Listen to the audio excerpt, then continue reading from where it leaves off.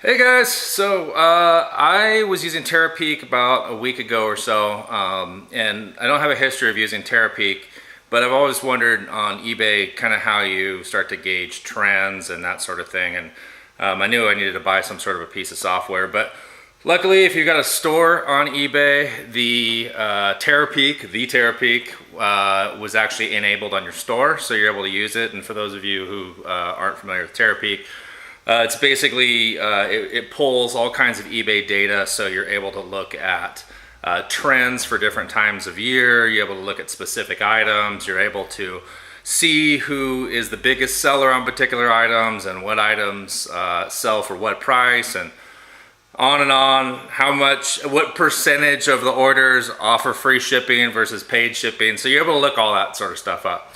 So I've got a product that I've been selling for, man, year and a half, 2 years now at this point, I think. So I was looking on Terapeak, onto eBay through Terapeak, and because I'm looking, I want to improve, I want to sell more of this product and stuff like that. And it's a product that's kind of a pain in the ass and to put together. It's a little time intensive, but it's something I wanted to improve on. And so there's only like one other person, maybe two other people that sell this on eBay. And there's a reason for that. But so I thought that they were doing better than I was. So I was looking at them and going, man, how can I make this better and stuff like that. So, but I looked at Terapeak, and it turns out I am the largest seller on eBay of these things. These are terracotta cups. They're called cantaritos, and they're used for putting drinks in them. It's a Mexican style cup. You put margaritas in them, you put Bloody Marys, that sort of thing. They're made in Mexico. Extremely fragile. So they are a clay, and the most fragile part is the lip, essentially. But I sell these by the case. I've been doing it for a couple years. I sell 36 at a time. So I ship full cases, and so they've got to travel all the way across the United States sometimes, coast to coast, and they've got to make it there intact. So if you guys want to see this, this is how I pack it. So I'm going to show you, I'm just going to walk you through the whole thing and show you exactly how I pack these suckers so that they arrive unbroken. And one caveat I should say is that these a small percentage do break, so they don't always get there perfect, and very small. Every once in a while I'll get about 2 or 3 that will break. So but I would say most people would be afraid to ship 36 of these at one time, so that's why I do it. And to back up a little bit, the percentage that do break, it's maybe 1 or 2 in a case every once in a while, and then people don't tend to be angry about them. They're actually kind of surprised that they arrived intact. So so they just message me and say, hey, 2 or 3 broke, and they don't even ask for me to replace them. I just automatically replace them. So I just say, hey, listen, send me a pic, show me I'm broken. They do it, and then I send out a couple to replace it. So that's just part of the game. If you're going to sell this sort of stuff, then you got to expect things to break. So all right, I'm going to show you how I do this. Roll of bubble wrap. This is how I usually buy it. This roll is kind of on the way out, so I don't have much of it left. It usually comes quite a bit larger. But what this does have is the sheets. They are perforated, so they tear off in sections. So it's really easy to tear these off, and they fit the box pretty nice. So no cutting, no nothing like that. The other thing you need is a Lowe's heavy duty box, and this is 24 by 18 by 18. And so what the scoop is with this is, and I say heavy duty, it's a 2-ply box. So it's a lot thicker than your normal box. It's made for carrying books.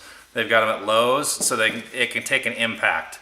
So this is the box that, once I finish that case, and I show you how I finish the case, that case goes inside this box. So that's to kind of give it an extra layer of protection.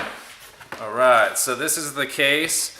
And here's what I do is, first of all, I pull all of these cardboard dividers out of the case, and I line the bottom with bubble wrap. So I line the bottom with bubble wrap, and then I start to take the cups and I put one square of bubble wrap around each cup on the bottom, and I just shove it in there.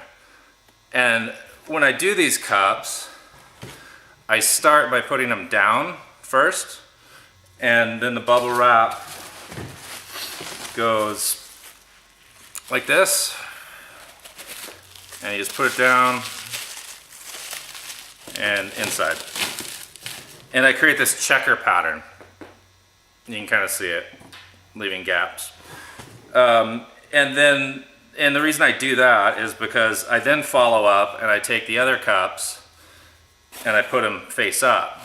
And so what that does is, these two cups, like I mentioned earlier, the fragile portions are the lips. So by alternating them like this, it's less of a chance that those two lips are gonna bang together and crack. Also, it fits better in the box, so that's why I do it. All right, so let me fill this up here real quick, and we'll move on to the next layer. All right, so to create that center layer, what you need to do is you need to cut a piece of cardboard. So this is just pretty much an old Amazon box that I just trimmed one side off of. But if you guys don't have one of these, it's made by a company called Works. It's called the Zip Snip. It's pretty cool.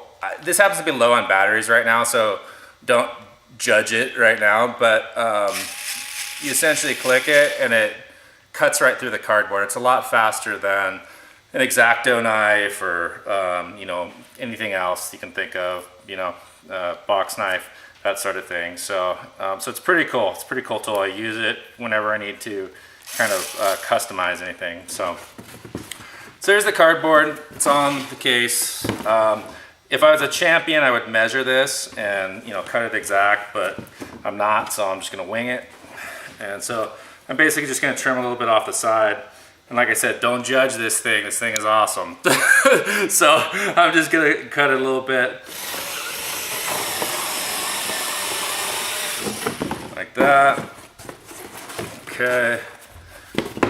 And then I just need to cut the other side. So that's a pretty good fit there. And the other side, I'm just gonna nick it a little bit. Let's see. I think right there. Okay. And then I should be able to cut it. All right. And I went a little wide on the edge on accident, so I'll just trim it off a little bit. But all right, there you go. So now you got your cardboard layer in between that protects the top layer from the bottom layer. And what I do is I peel off a little bit more of this bubble wrap and I surround it. I surround that cardboard divider. And what, like I said, since this is perforated, it's awesome. It literally like fits everything. So that's that. So I just basically wrapped it all the way around and just more layers of protection. All right, next up, same thing we did earlier. So I'm just putting the next divider in there and then I'm gonna start putting the cups in. So bear with me, you've seen this process. So we're gonna start downward. All right, so now the last piece here, you put a layer on top, that, and then we're just gonna close it up. And I don't close it so that it's like, you know, tight, packed down, stuff like that. I leave it a little fluffy on the top, and so that it's got a little bit of bounce to it, because the box that Lowe's box end up putting it in, it's got some room up here. So I'd rather have it have, you know, just a little bit of flex than be packed down right on top of it. So I just kind of loosely tape it.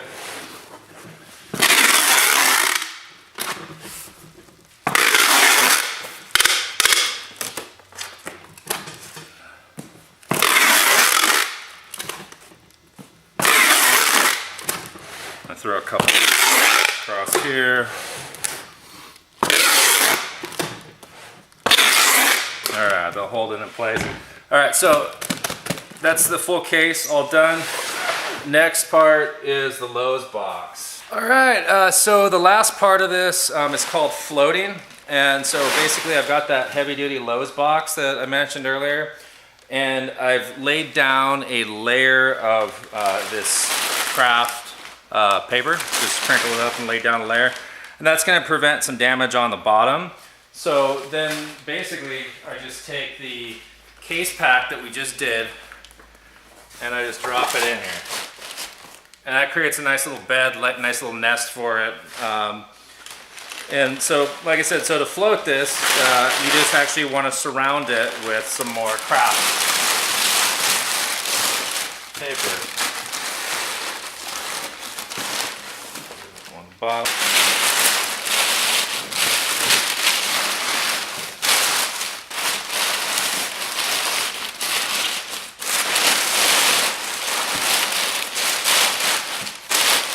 So what you're doing by doing this is you're creating a barrier between the outside world and your product, so that if something takes a hit, it doesn't hit your product directly. So that's been something I really had to do with these, is make it so the outside world can't touch these. So then you just seal them up, put some fragile stickers on them.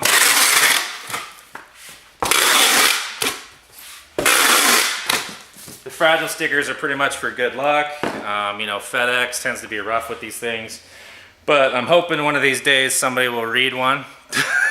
But I've literally been at my warehouse and I've seen the guy toss this thing airborne into the back of the truck. So that's that. So that's how it's done, and that's how I get these across the country with little to no damage.